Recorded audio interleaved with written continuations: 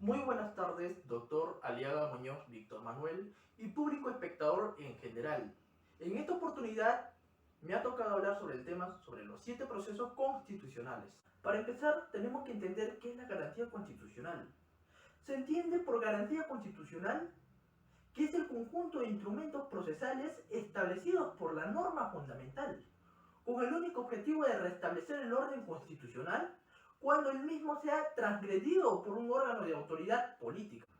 Asimismo, por antecedentes de las garantías constitucionales, entendemos que esto tiene sus orígenes en la tradición francesa. Inicialmente, se entendía por garantías a aquellas normas fundamentales de la vida en relación especialmente a los derechos individuales de las personas. En el Perú, su institucionalidad se inicia por primera vez en la Constitución de 1920, pues se distinguió a través de 3 tipos de garantías constitucionales.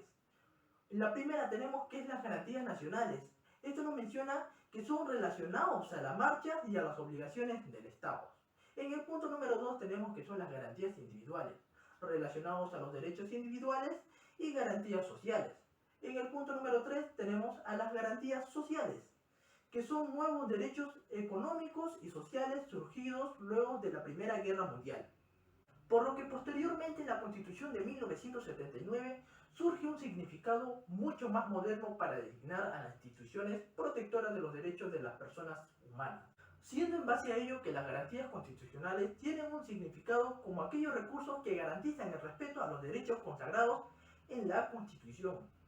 También podemos entenderlas como el conjunto de declaraciones, medios y recursos con los que los textos constitucionales aseguran a todos los individuos y ciudadanos el disfrute y ejercicio de los derechos públicos y privados. Los procesos constitucionales.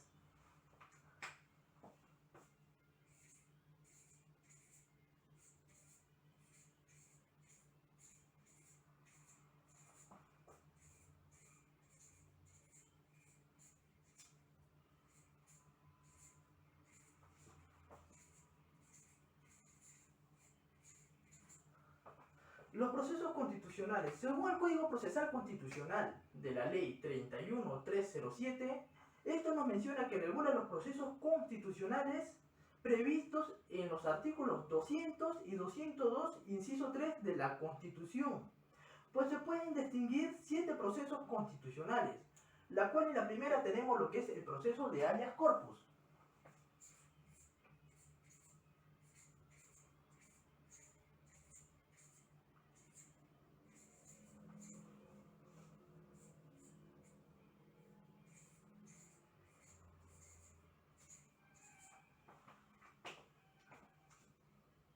El proceso de habeas corpus fue introducido en nuestro ordenamiento jurídico mediante una ley del 21 de octubre de 1897.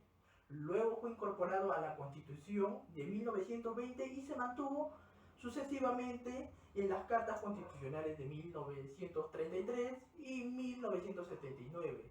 En la actualidad, la Constitución de 1993 se ha recogido al habeas corpus en el artículo 200 del inciso 1, con lo siguiente: son garantías constitucionales la acción de habeas corpus que procede ante el hecho u omisión por parte de cualquier autoridad, funcionario o persona que vulnera o amenaza la libertad individual de los derechos o constitucionales conexos. El habeas corpus es un proceso constitucional autónomo que tiene por finalidad la protección de la libertad individual y de los derechos constitucionales conexos, de modo tal que frente a la amenaza o privación de la libertad de una persona, este proceso faculta al juez constitucional a tutela de forma urgente la libertad y los derechos conexos del afectado.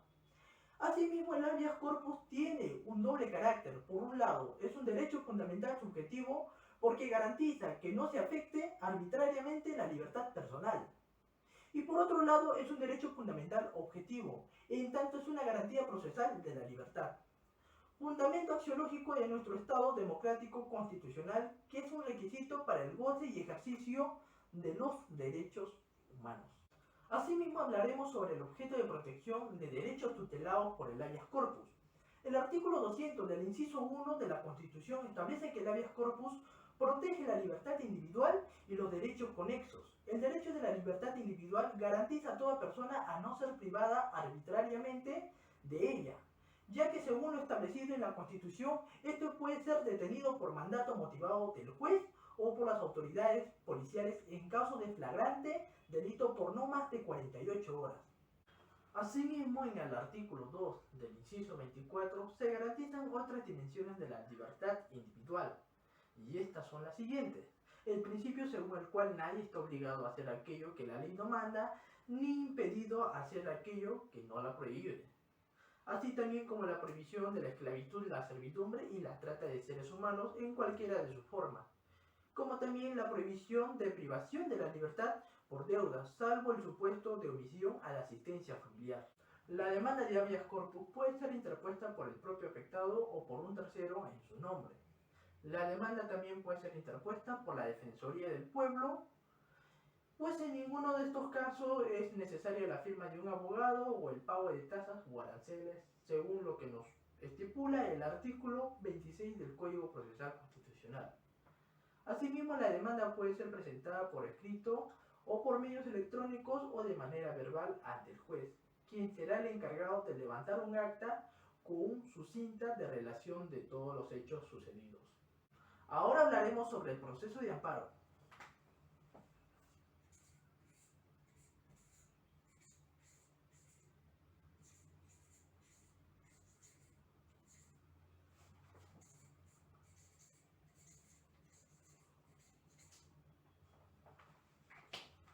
Ya. La Constitución de 1979 incorporó el proceso de amparo como un mecanismo de defensa de los derechos fundamentales de la persona, distintos de la libertad personal. La vigente Constitución de 1993 recoge la acción de amparo en su artículo 200 del inciso 2. Nos menciona que la acción de amparo procede contra el hecho o omisión por parte de cualquier autoridad, funcionario o persona que vulnere o amenace los demás derechos reconocidos por la Constitución. Asimismo, este no procede contra normas legales ni contra resoluciones judiciales. Asimismo, según lo establecido en el artículo 200 del inciso 2 de la Constitución de 1993, el proceso de amparo es un instituto procesal que tiene por finalidad proteger los derechos fundamentales no protegidos por el habeas corpus. El habeas data ni el proceso de cumplimiento, pues así se constituye en el principal mecanismo de tutela de los derechos constitucionales. El amparo se caracteriza por ser un proceso orientado a proteger derechos fundamentales de sustento constitucional directo, que por eso tiene un carácter residual o subsidiario que integra la denominada tutela judicial de urgencia. Asimismo, el proceso de amparo es residual o subsidiario porque se emplea para proteger los derechos fundamentales de las personas cuando esta protección no se puede obtener en el marco de procesos judiciales ordinarios.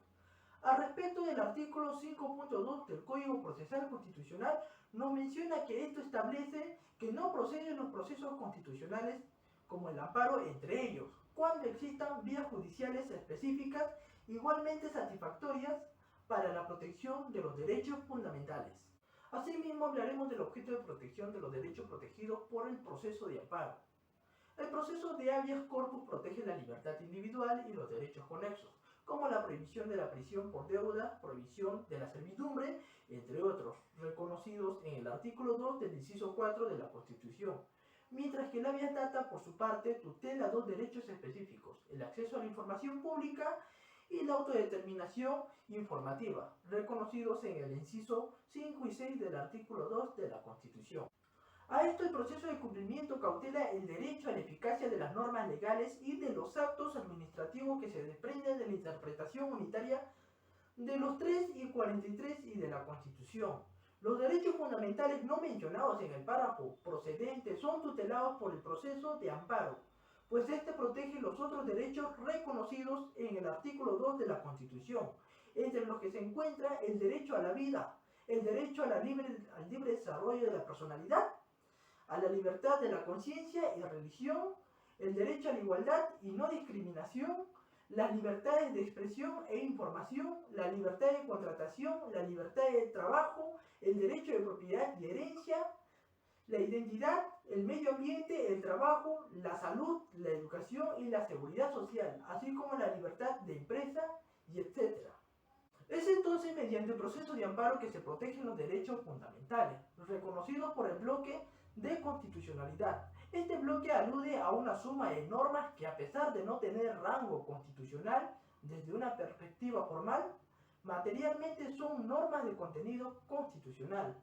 Asimismo, hablaremos sobre el procedimiento del proceso de amparo. De acuerdo al Código Procesal Constitucional, antes de interponer la demanda de amparo, es necesario agotar las vías previas administrativas que pueden existir. Estas deben estar reguladas por ley y ceñirse al respecto, no solo de la ley, sino del debido proceso que se estipula en el artículo 45. No obstante, el mismo Código Procesal Constitucional ha previsto causales de exoneración de dicha obligación. Al respecto, no es necesario agotar las vías previas cuando una resolución, que no es la última en la vía administrativa, se ejecuta antes de que se venza el plazo para que quede consentida. Asimismo, cuando el agotamiento de la vía previa determina que la lesión al derecho se convierta en irreparable. También cuando la vía previa no ha sido regulada o se ha iniciado de manera innecesaria por el afectado y no se resuelve la vía previa en los plazos fijados para su resolución. Es por estas razones que bien se haya agotado la vía previa o si se cabe de invocar algún causal de exoneración, procede a interponer la demanda de amparo dentro del plazo establecido en el mismo Código Procesal Constitucional. La demanda puede ser interpuesta por el propio afectado o por su representante. Si se trata de la defensa del derecho al medio ambiente u otros derechos difusos, lo puede hacer cualquier persona o entidad sin fines de lucro, cuyo objeto sea la defensa de esos derechos, regulados en el artículo 39 y 40 del presente Código. Asimismo, incluso cualquier persona puede interponer la demanda en nombre de quien se encuentre imposibilitado de hacerlo, aun cuando no conste con representación expresa, a condición de que cuando el afectado pueda hacerlo, ratifique la demanda y las actuaciones procesales efectuadas por el procurador oficioso. La demanda esencialmente debe contener la identificación del agraviado y de los derechos lesionados o amenazados, así como los datos de la autoridad o persona que lesionó o amenazó el derecho y la narración de los hechos que constituye el acto lesivo. Los terceros pueden ser incorporados al proceso mediante la acumulación subjetiva que dé oficio a efectuar el juez, o por iniciativa propia mediante una solicitud de intervención como litis consorte o facultativo. En ello, el competente es el juez constitucional, civil o mixto del lugar donde se efectuó el derecho o donde tiene su domicilio el afectado.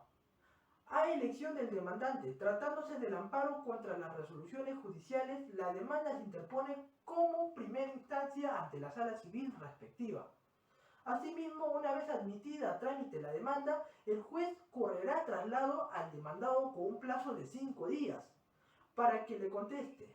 Luego de admitida la demanda a trámite, el demandante puede solicitar medidas cautelares o de suspensión del acto lesivo, para lo cual deberá acreditar apariencia de derecho, peligro en la demora y que el pedido cautelar sea adecuado o razonable para garantizar la eficacia de la pretensión, o sea, es decir, la protección del derecho fundamental amenazado o vulnerado. Asimismo, con la contestación, el demandante puede proponer excepciones o defensas previas, las cuales son trasladadas al demandante en el plazo de 2 días, luego de las cuales el juez dictará un auto de saneamiento procesal. El auto de saneamiento procesal puede ser apelado por las partes y se concede con efecto suspensivo cuando se acoge alguna excepción. En caso contrario, la apelación no tiene efecto suspensivo. Luego del saneamiento, el juez tiene 5 días para resolver el fondo de la demanda, aunque pueda citar a una audiencia a las partes para esclarecer los hechos de controversia. El juez puede emitir sentencia en la misma audiencia o dentro de los 5 días. Si este es favorable al demandado, puede solicitarse una ejecución inmediata. Ahora hablaremos sobre el proceso de habeas data.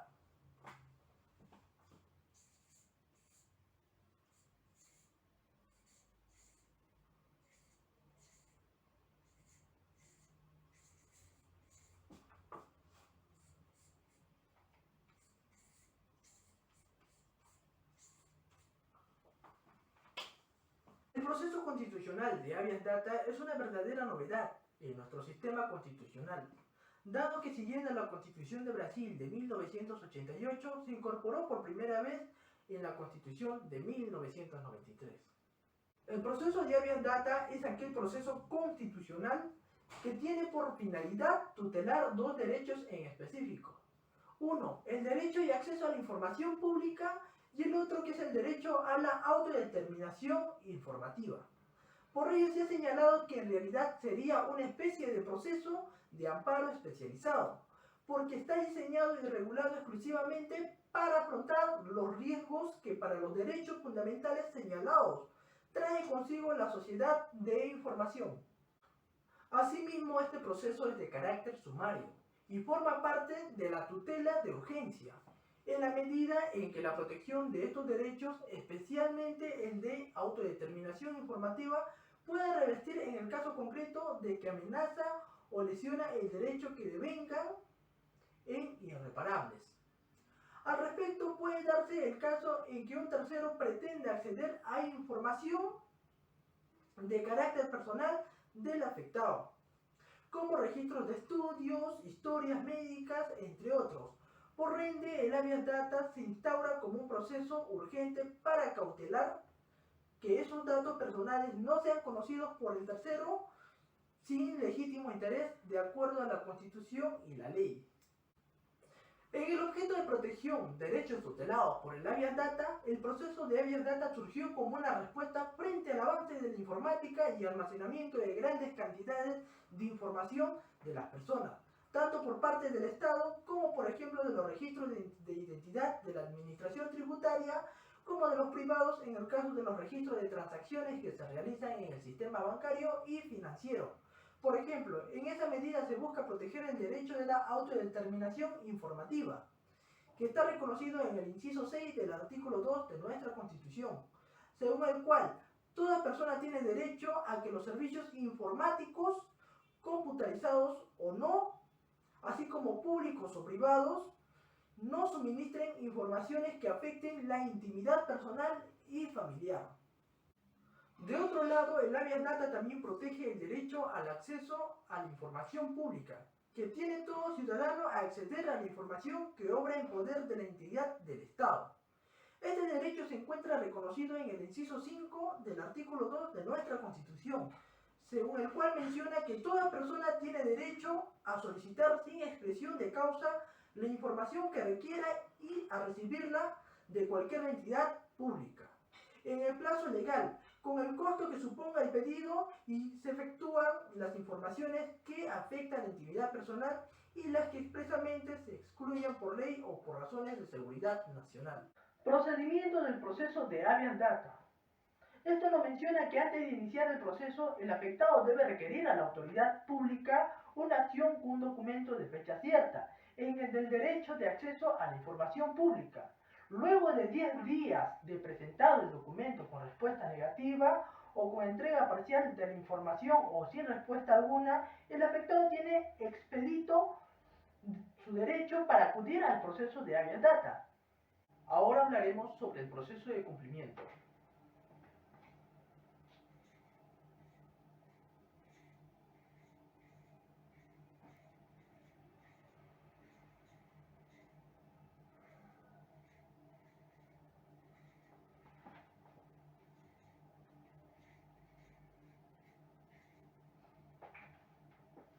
El proceso de cumplimiento tiene antecedentes en el derecho anglosajón, ya que mediante el denominado mandato judicial, los jueces emiten órdenes a los funcionarios del gobierno para que cumplan con sus deberes legales.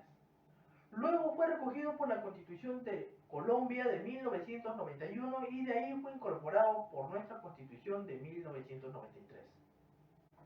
El proceso de cumplimiento es un proceso constitucional que tiene por objeto inmediato que los jueces ordenen a las autoridades y funcionarios públicos que cumplan con los mandatos que se derivan de una norma de rango legal o reglamentario y de los actos administrativos de carácter general o particular, y asimismo se pronuncien expresamente cuando las normas legales les ordenen emitir una resolución administrativa o dictar un reglamento. Como objeto inmediato, el proceso de cumplimiento tiene por finalidad proteger el derecho fundamental y asegurar y exigir la eficacia de las normas legales y actos administrativos frente a los actos omisivos de los funcionarios o autoridades públicas. Este derecho deriva de la interpretación conjunta del artículo 3 y 45 y 43 de la Constitución Política del Perú. A continuación, el objeto de protección, derechos tutelados por el proceso de cumplimiento. Esto nos habla y nos quiere decir que el proceso de cumplimiento tutela un derecho fundamental específico, que es la de asegurar la eficacia y exigir el cumplimiento de las normas jurídicas y actos administrativos emitidos, así como que se dicten los reglamentos y resoluciones administrativas faltantes que manda la ley. Al respecto, en la práctica del Tribunal Constitucional ha sido recurrente su empleo para exigir que un cumplimiento de normas legales y reglamentarias se otorguen pensiones de jubilación o reajustes de pensiones, así como de actos administrativos que reconocían ciertos beneficios que sin embargo no se ejecutaban, como los subsidios por luto o sepelio. Procedimiento del proceso de cumplimiento. Antes de iniciar un proceso de cumplimiento, el interesado debe requerir al funcionario o autoridad pública renuente el cumplimiento de la norma legal o del acto administrativo mediante una solicitud simple de fecha cierta. El cargo de este documento servirá como medio de prueba de haber cumplido con el requerimiento previo, según lo establecido en el artículo 67 del Código Procesal Constitucional. Si se pretende el cumplimiento de una norma legal o de un reglamento, cualquier persona puede presentar el requerimiento previo. En cambio, si se trata del cumplimiento de un acto administrativo, el requerimiento debe ser presentado por la persona en cuyo favor se emitió el acto o por quien invoque el interés en el cumplimiento del deber omitido. Por ejemplo, un pensionista o familiar cercano suyo que requiere el cumplimiento de una resolución de ONP que le reconoce el derecho a una pensión y la ONP no ejecuta. Luego de 10 días de presentar la solicitud, si no es atendida o existe una respuesta del funcionario o autoridad pública en la que expresamente se niega a cumplir, el interesado o afectado tiene el expedito, el derecho para acudir al juez constitucional para interponer la demanda del proceso de cumplimiento. De acuerdo a lo establecido en el artículo 69 del Código Procesal Constitucional, no es necesario agotar ningún recurso o procedimiento administrativo adicional. Bueno, ahora hablaremos sobre el proceso de inconstitucionalidad.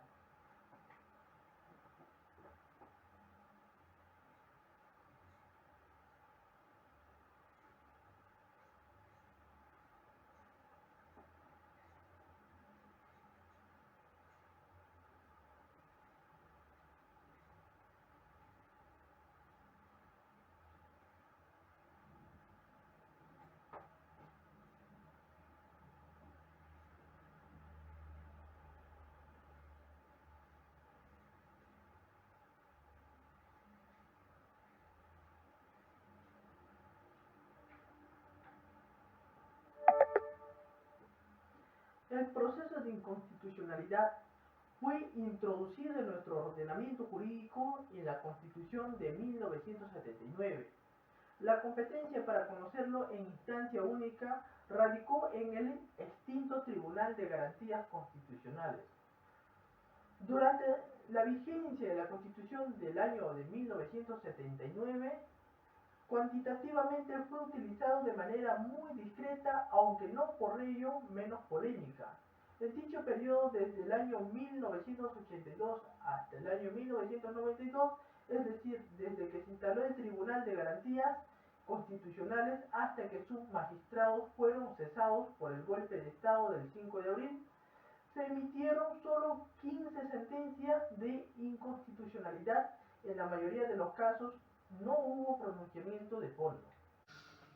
El proceso de inconstitucionalidad es un proceso constitucional de carácter autónomo que se tramita en instancia única ante el Tribunal Constitucional.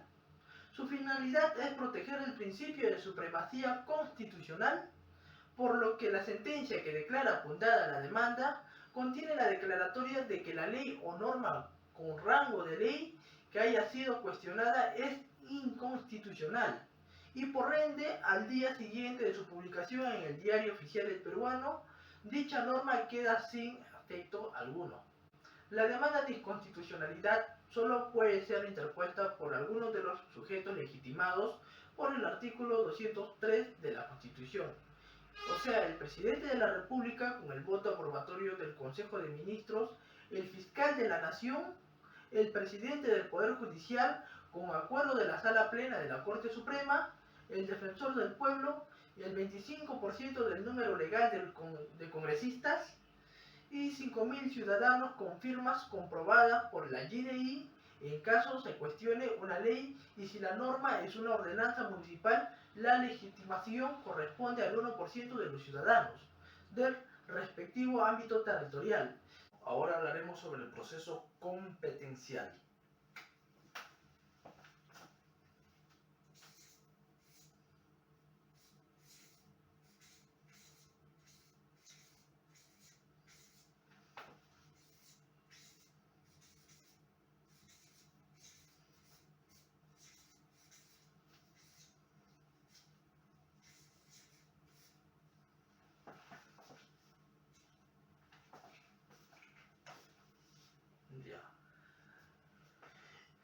Este es el proceso de conflicto de competencias, que es una novedad de la Constitución de 1993. Si bien se discutió su incorporación entre las atribuciones del extinto Tribunal de Garantía Constitucional, tal iniciativa no prosperó. En el artículo 71 de la hoy derogada Ley de Bases de Regionalización de la Ley 24650, se estableció que los conflictos entre los diferentes niveles de gobiernos deberían ser resueltos en primera y segunda instancia por las diferentes salas civiles y de la Corte Suprema de Justicia. El objeto de este proceso, es decir, lo que se controla, es el conflicto constitucional. Este comprende en primer lugar los conflictos de competencia entre el gobierno nacional y uno o más gobiernos regionales o locales, y entre estos entre sí, y en segundo lugar los conflictos de atribuciones entre órganos constitucionales autónomos. La raíz última de estas controversias radica en dos interpretaciones distintas de las normas constitucionales que establecen esas competencias o atribuciones. Esta se materializa en actos, disposiciones o resoluciones e inclusive en normas legales. Aspectos de procedimientos. La legitimidad activa y pasiva para actuar en este proceso corresponde a los poderes del Estado, los niveles de gobiernos y los órganos constitucionales autónomos y a todos estos entre sí.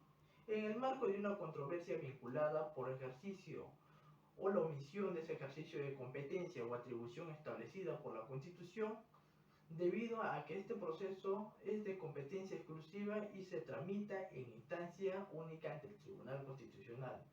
Su procedimiento con las adaptaciones que cupieren se rigen por las reglas aplicables del proceso de inconstitucionalidad.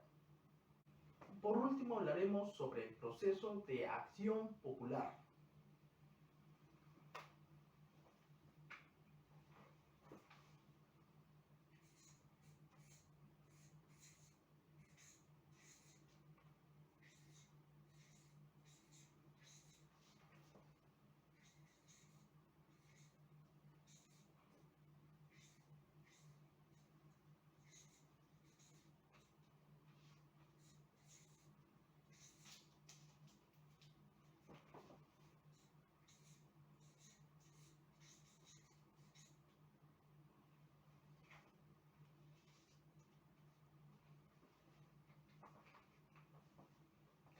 El proceso de acción popular es un proceso constitucional autónomo que se resuelve de manera exclusiva ante el Poder Judicial. Su finalidad es controlar la validez constitucional de los reglamentos emitidos por cualquier autoridad pública. Los aspectos del procedimiento de la acción popular. La demanda de acción popular contra un reglamento, cualquiera norma administrativa de carácter general, que debe interponerse dentro de los 5 años de publicada esta, puede ser planteada por cualquier persona natural o jurídica, o sea, nacional o extranjera también. La demanda deberá identificar las normas constitucionales y legales infringidas, así como la norma reglamentaria que es cuestionada. La admisibilidad de la demanda se califica dentro de los 5 días de presentado. Si se declara inadmisible, se corre traslado al demandante para la subsanación correspondiente. Si la demanda se declara improcedente y es apelada, se pone a conocimiento del demandado y una vez admitida la demanda se corre traslado al órgano emisor de la norma por el plazo de 10 días. Adicionalmente, la sala dispone la publicación de la resolución que la admite a trámite, así como un resumen de la demanda en el diario oficial El Peruano.